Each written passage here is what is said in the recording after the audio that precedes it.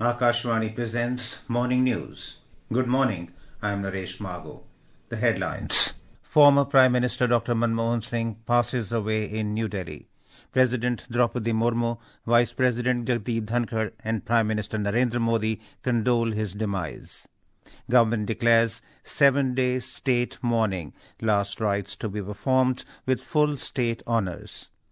Union Home and Cooperation Minister Amit Shah calls for production of seeds that require less water and pesticides. Indian Bank's profitability improves for 6th consecutive year. NPA declined to 13-year low, says RBI. And in cricket, Australia resumed their first innings on day 2 of 4th Test of Border-Gavaskar Trophy against India at Melbourne. Former Prime Minister Dr Manmohan Singh passed away in New Delhi last night. He was 92. Dr Singh breathed his last at All India Institute of Medical Sciences, Delhi. He was admitted to the emergency ward of AIIMS at around 8 p.m. in a critical condition. The former Prime Minister had sudden loss of consciousness at home last evening. An AIIMS bulletin said, despite all efforts, Dr Singh could not be revived and was declared dead at 9:51 p.m. Dr Singh had been in poor health for the last few months. He is survived by his wife Gursharan Kaur and 3 daughters. More from our correspondent. Born on 26 September 1932 in a village in Punjab province of undivided India, Dr Manmohan Singh served as India's 13th Prime Minister from 2004 to 2014. After obtaining his doctorate in economics from Oxford, Dr Singh worked for the United Nations for a brief time. Dr Singh's academic credentials were burnished by the years he spent on the faculty of Punjab University and the prestigious Delhi School of Economics. In 1971, Dr Singh joined the Government of India as Economic Advisor in the Commerce Ministry. He also served as Chief Economic Advisor and Secretary in the Ministry of Finance, Deputy Chairman of the Planning Commission, Governor of Reserve Bank of India, Advisor to the Prime Minister, and Chairman of the University Grants Commission. Dr Singh served as Union Finance Minister from 1991 to 1996 and brought in a comprehensive policy of economic reforms. Dr Singh was a member of the Rajya Sabha from 1991 to 2024. The key decisions he took as Prime Minister were the launch of Mahatma Gandhi National Rural Employment Guarantee Act, Right to Information Act and National Food Security Act. Unpermished, Akashvani News, Delhi. The government has declared a 7-day state mourning as a mark of respect to the former Prime Minister Dr Manmohan Singh. During the period, the national flag will be flown at half-mast throughout India and there will be no official entertainment. A state funeral will be accorded to the departed dignitary. The national flag will also fly half-mast on the day of the funeral in all Indian missions and High Commission of India abroad. A meeting of the Union Cabinet is scheduled to be held today to pay tributes to the former Prime Minister. President Droupadi Murmu, Vice President Jagdeep Dhankhar, Prime Minister Narendra Modi and various leaders have expressed grief over the passing of former Prime Minister Dr Manmohan Singh. In her message, the President said Dr Singh was one of those rare politicians who also straddled the worlds of academia and administration with equal ease. In his message, Mr. Dhankhar called the former Prime Minister a distinguished economist who transformed India's economic landscape. In his message, Prime Minister Modi said that India mourns the loss of one of its most distinguished leaders. He also praised Dr. Singh's insightful interventions in Parliament and his extensive efforts to improve the lives of people during his tenure as Prime Minister. In his condolence message, Union Home Minister Amit Shah said Dr. Manmohan Singh played an important role in the governance of the country, from being the Governor of the RBI to the Finance Minister and as Prime Minister. In his message, Union Minister and BJP President J.P. Nadda said that Dr. Singh's leadership earned admiration and respect across party lines, and his legacy will continue to inspire generations in their pursuit of nation building. Union Information and Broadcasting Minister Ashwini Vaishnav has expressed sadness over the loss and highlighted that Dr. Singh's leadership, humility and dedication will always be remembered.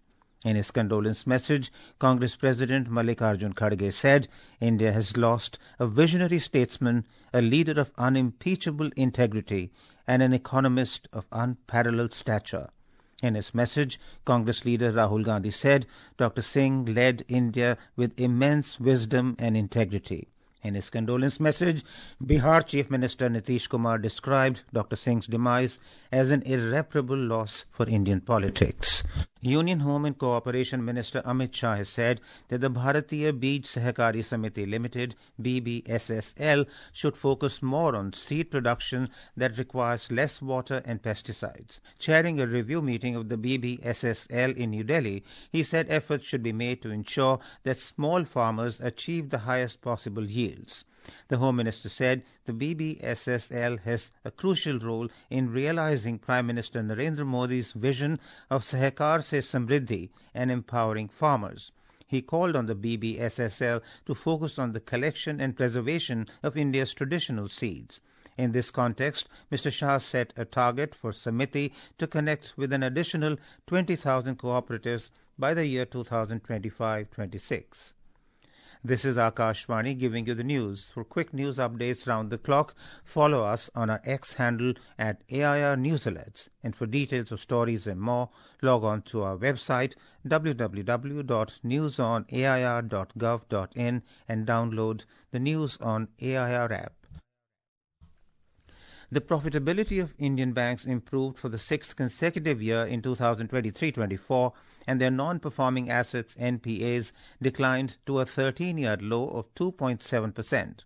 According to a report released by the Reserve Bank of India, the financial position of Indian banks has stayed robust, marked by the sustained expansion in loans and deposits.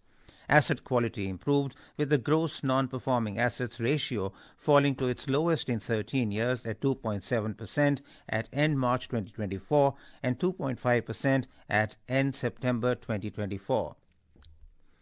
External Affairs Minister S. Jaishankar met U.S. National Security Advisor Jake Sullivan in Washington, D.C. last night. The two leaders held wide-ranging discussions on the progress of the India-U.S. strategic partnership and exchanged views on current regional and global developments. Dr. Jaishankar is on a 6-day visit to the United States since December 24. The External Affairs Minister will meet his U.S. counterpart to discuss key bilateral, regional and global issues. During the visit, Dr. Jaishankar will also chair a conference of the Consul Generals of India in the USA. President Droupadi Murmu conferred the Pradhan Mantri Rashtriya Bal Puraskar on 17 children for their exceptional achievements in 7 categories in New Delhi yesterday. The awardees, hailing from 14 states and union territories, were recognized for their remarkable contributions in art and culture, bravery, innovation, science and technology, social service, sports and environment. Each recipient was presented with a medal, a certificate and a citation booklet. Prime Minister Narendra Modi and Women and Child Development Minister Annapurna Devi also interacted with the awardees. Talking exclusively to Akashvani News, the awardees expressed their happiness on receiving the prestigious award. Myself Rishi Kumar Sharma, मैं एक सांबा जिला के स्मेलपुर गांव का रहने वाला हूं। मैंने साइबर सिक्योरिटी के क्षेत्र में काफी काम किया है और मैंने ये काम 15 साल की उम्र से स्टार्ट किया था। मैं काफी खुश हूं कि मेरे को आज प्रधानमंत्री राष्ट्रीय बाल पुरस्कार 2025 से सम्मानित किया जा रहा है। एटलीस्ट एक मेरे पास एक ग्रेटिट्यूड है गवर्नमेंट की तरफ से कि जो चीज मैं कर रहा हूं उसको गवर्नमेंट सपोर्ट कर रही है। I'm Sindhura and I'm from Bangalore. I'm 16 years old. I have received the Pradhan Mantri Rashtriya Bal Puraskar 2025 for the category of innovation. In innovation, I have developed a brain age prediction model that calculates an individual's brain age and predicts their risk of developing dementia. The 4th Sushasan Saptah 2024 and the Prashasan Gaon Ki Or campaign successfully concluded on Wednesday. The Department of Administrative Reforms and Public Grievances coordinated both the Sushasan Saptah and the nationwide Prashasan Gaon Ki Or campaign, which took place from the 19th to the 25th of this month. Our correspondent has filed this report.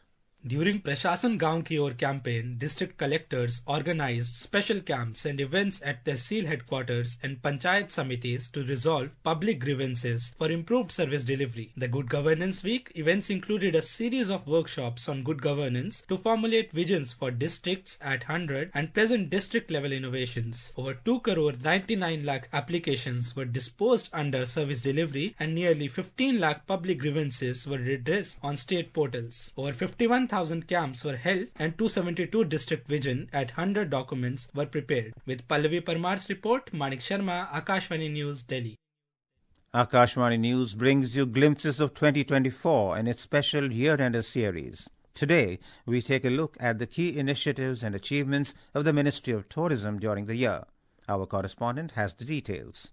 The ministry has launched various initiatives throughout the year to boost tourism in the country. The Chalo India campaign was started to encourage the Indian diaspora to invite their non-Indian friends to travel to the country. Under this campaign, 1 lakh free e-visas were also issued for foreign tourists visiting India. Incredible India Content Hub was started to provide the global travel and tourism industry with unified source of content on Incredible India. 40 projects of around 3,295 crore rupees were approved under special assistance to states for capital investment for the development of iconic tourist centers to global scale across 23 states. The ministry has signed various agreements to leverage the expertise of private hotel chains to provide students with exposure to the industry's best practices. Sumit Saha for Akashvani News, Delhi.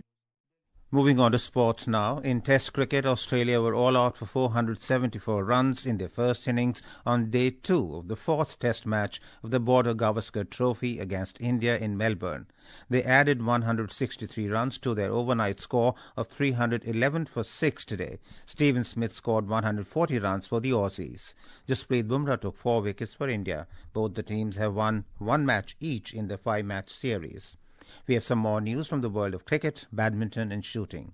In women's cricket, India will face the West Indies in the third and final ODI of the 3-match ICC Championship Series in Vadodara this morning. The match is scheduled to begin at 9:30 am. India have already secured the series, having won the first 2 matches. In badminton, world number 12 Indian shuttler Lakshya Sen will be in action today at the inaugural King Cup International Open 2024 in Shenzhen, China. He will face Hong Kong's Angus Nkalong in the quarter-final match. In shooting, Olympian Vijayveer Sidhu clinched the men's 25-meter rapid-fire pistol title at the 67 National Championship in Tughlakabad yesterday. Gurpreet Singh won the silver while Shivam Shukla bagged the bronze. Vishnu PS, Akashvani News, Delhi. The Indian Meteorological Department IMD has forecast thunderstorms accompanied with hailstorms, gusty winds and lightning at many places over East Rajasthan, Punjab, East Madhya Pradesh, Haryana, Chandigarh and West Madhya Pradesh, Maharashtra and the Gujarat region today. Assam and Meghalaya can experience dense fog in the night and morning hours today. According to the IMD, there will be no significant change in the minimum temperatures over East and Central India during the next 3 days. And now for a look at today's newspapers, it's over to Anita Anand. Thank you, Naresh. The passing away of former Prime Minister Dr Manmohan Singh has been reported on the front pages of dailies this morning. Dr Singh walks into history. He opened India to the world, set stage for seat at global high table, says the Indian Express. The great liberalizer, writes Hindustan Times, while the Tribune calls him a man of exceptional intellect and unparalleled humility. A headline in the Statesman quotes PM Modi as saying, "Our democracy's greatness is rooted in the fundamental principle of national unity." AAP Congress Delhi face-off ahead of polls puts India bloc on edge, reports Hindustan Times. Financial Express writes that the government is considering cutting income tax for individuals making up to 15 lakh rupees a year in the upcoming budget. Can't spell iPhone without India, says the Economic Times, adding that experts see India becoming Apple's third biggest market amid China woes. And with that, it's back to you, Naresh. Thank you, Anita. And now before we end the bulletin, the headlines once again. Former Prime Minister Dr Manmohan Singh passes away in New Delhi. President Droupadi Murmu, Vice President Jagdeep Dhankhar and Prime Minister Narendra Modi condole his demise.